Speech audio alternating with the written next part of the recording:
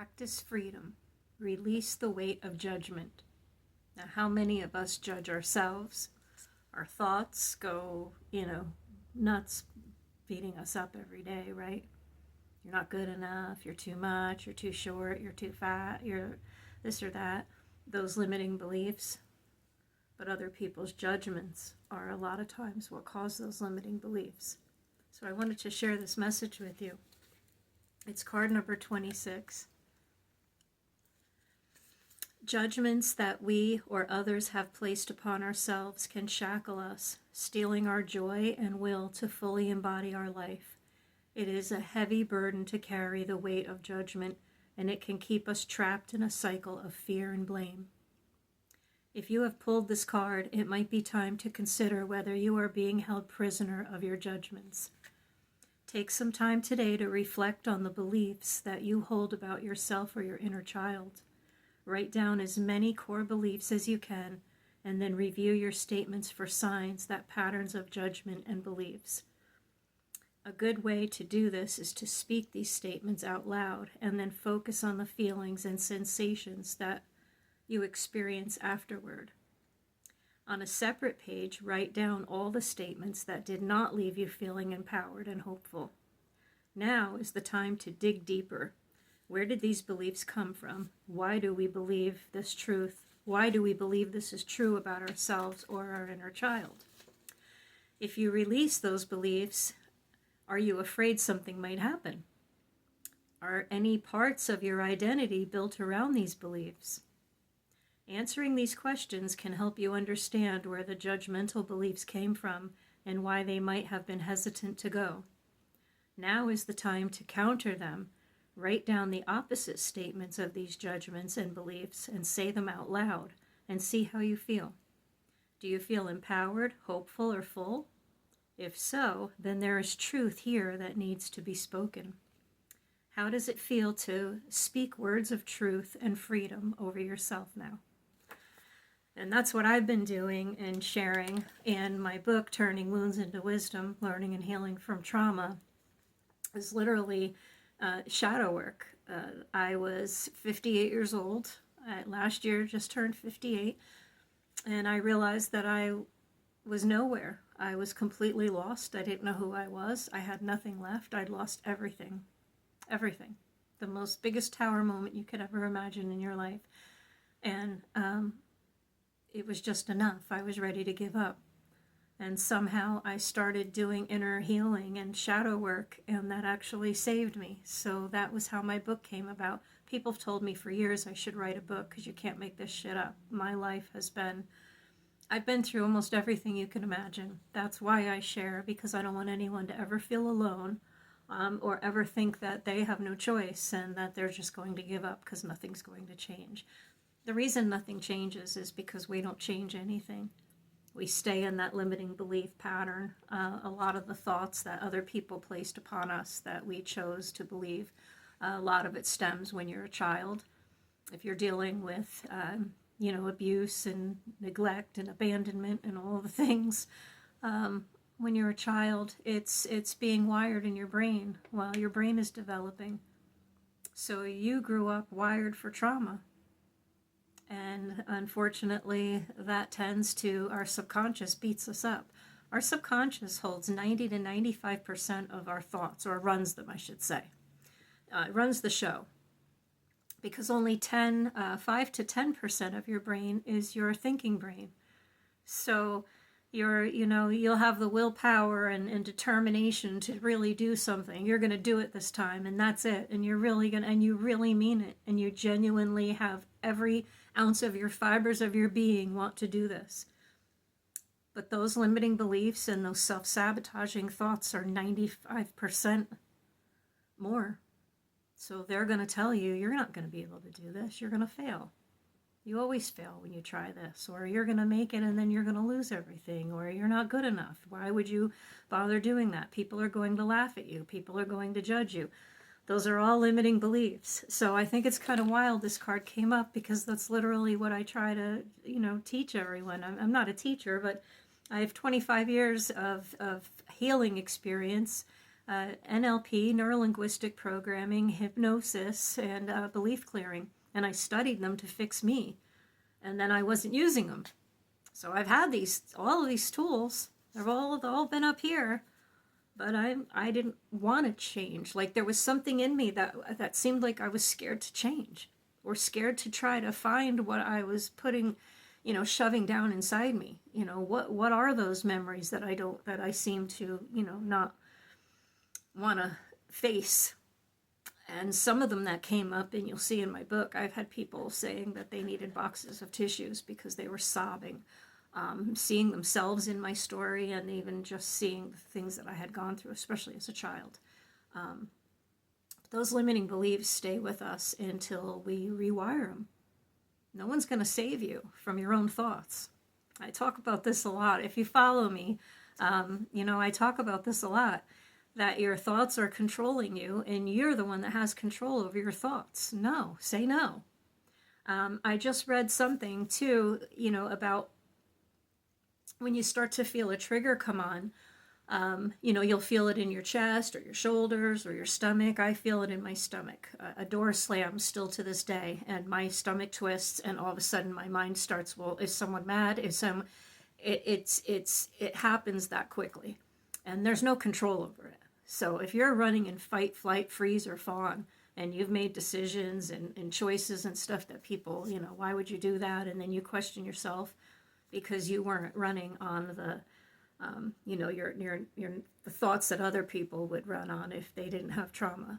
The normal brain part of their brain would be like, okay, well, let me just handle this way. When you've experienced trauma, especially if it's wired in your brain, you're not going to handle things the same way as someone else that didn't have trauma. You're just not, because your body is going to alert your part of your brain, it's called your amygdala, that there's danger. And then your amygdala is going to shut off your prefrontal cortex, the part of your brain that does all of the thinking and all of that kind of stuff. That's where it shuts down. It shuts off. It can't make decisions anymore because that amygdala part of your brain is saying, hey, and your hippocampus is replaying all of the memories for you. I talk about those three parts of your brain, and not to be clinical, but look them up, and that's what helped me heal. Learning some of the, clinical terms for things, and the neuro-linguistic programming made me realize that we are neurologically wired in trauma, especially if we had the childhood trauma. So it's not your fault, but you have to take control of it now that you are older. And don't ever let anyone say, well, you're an adult, get over it, because I can't stand that. Just because someone turns 18 or 20 or 30 doesn't mean their memories and all of their trauma and stuff just, miraculously just goes away and disappears. And they're fine now. That was my childhood, but now I'm an adult and everything's, no. So, the reason I share is because you can have control over those thoughts. As soon as that thought comes in your head, do that, tell yourself, no, I'm not going to go there. I'm safe right now. I choose to breathe slowly now, and kind of say it as like a command. I choose to breathe slowly now in your head. Say it like that. And I know it sounds crazy, but trust me. And then start breathing slowly, and then start telling yourself, I'm safe at this moment, and I'm not back there. And as you're teaching yourself replaying the positive things, you're taking your mind off what was causing you the trauma. So like I said, a door slams, my stomach will twist, but before my amygdala can take over, from practicing over and over and over again, I'm 59 now. Last year when I was 58 is when I almost gave up. So it's been a year that I've been doing this, and I've come this far. So I know you can too. I believe in you. You got this. If you're still sitting here, you've got this. So just be mindful and aware of your thoughts and triggers. So you're going through your day and a door slams, and all of a sudden you're like, oh my God, well, is he mad? Is she mad? Did I do something wrong? Now you start playing all those things that you might have said or done. You can stop it before that starts happening, because when that door slams, you're going to tell yourself, I choose to breathe slowly now. I'm safe. As soon as you're literally like blocking those thoughts. You're not allowing them to come back in. And then later, that's when, like this is telling you, you're going to go back and you're going to journal about it and find out why the hell this thought is beating the shit out of you every day of your life. You know, why every time a door slams, a phone. If you read my book, a phone, there's times where I can't talk on the phone at certain points if I'm already kind of going through things mentally, and I'm not 100% healed. I don't have all the answers, but what I do know, I'm trying to share so that you don't give up. So anyway, a phone will ring, and you know, that was always a bad sign for me. That was always death or something, you know, bad. And like I said, my book, it's PTSD with the phone ringing now. So I'm still like that to this day. But now I can catch myself and say, okay, stop. It's mind over matter, like that, you know, where they say mind over matter. It's mind. It's how do I say this? I don't know how I'm trying to say it. You know, just being observant of your own thoughts. I think I made a post recently about that, to become the observer and not the person who's absorbing it all. So, you know, something happens or whatever, you know, take it almost like you're on the outside and look in and say, no, you're safe right now. Take a deep breath. And then, you know, and then later go home, like I said, and do some shadow work and try to find out why this is still bothering you. And there's that your memories, you're not going to erase your memories. You're never going to stop thinking about the thing. You're always, you know, I shouldn't say that way, but, you know, like I said, I still get triggered. But it's how you react to the trigger now. So it doesn't mean life's going to be wonderful or life is wonderful and everything changed. I just choose to be happy. I choose not to allow anyone to dim my peace or to take my peace away. No, I've come this far. I'm 59 years old. I'm in charge of my own life. I've taken the pen and I'm starting a whole new book. I'm not starting a new chapter. I'm starting a whole new book from scratch, and now it is about me. And that's not being selfish. Because if it's not about you, you don't love you, if you don't take care of you, you're not going to have anything to give anyone else. You know, I realize now, I was there for them all the time and did things for them, but I neglected my pets to an extent because of the time that I could have been spending with them, you know, petting them or brushing them or talking, whatever, you know what I mean. I was in bed depressed and crying. So even with my daughter, when she was a little girl, I was going through so much. Excuse me, I'm good. Oh, thank you. Thank you, I said. Just assuming. I'm going to say God bless you. But anyway, you know, when my daughter was a little girl, you know, I missed so much time with her because I was so busy healing. And it makes you angry. When you really first start healing, you become angry. Because of all the life that you missed, but it's not at anyone else, and it's not at yourself. It can't be. You have to forgive yourself, and you have to forgive others, and then start loving yourself. Every day, look in the mirror, tell yourself you're beautiful, you're successful, you're smart, you know, all the things that you weren't told. Eventually, you will start believing it.